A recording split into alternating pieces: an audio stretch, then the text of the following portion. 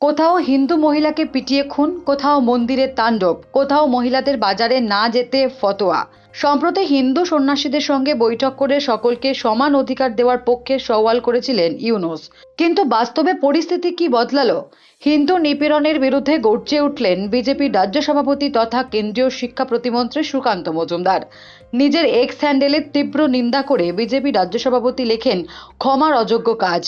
সংখ্যালঘুদের নিরাপত্তা নিশ্চিত করতে অবিলম্বে ব্যবস্থা নিতে হবে, অপরাধীদের অবিলম্বে বিচারের আওতায় আনতে হবে। উল্লেখ্য, বাংলাদেশে অশান্তির ঘটনায় প্রথম থেকেই সরব হয়েছেন বিজেপি নেতৃত্ব। শুধু তাই নয়, সদ্য ভারত বাংলাদেশ পেট্রাপোল সীমান্তে পৌঁছে হিন্দুদের একজোট হওয়ার বার্তা দিয়েছিলেন বিধানসভার বিরোধী দলনেতা শুভেন্দু অধিকারী।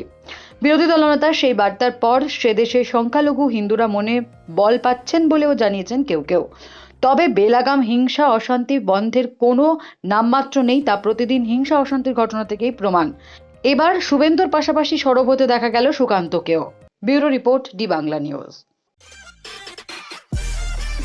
সব খবর সবার আগে পেতে আমাদের চ্যানেলটি সাবস্ক্রাইব করুন এবং পাশে থাকা বেল আইকনটিতে ক্লিক করুন, লাইক ও শেয়ার করুন।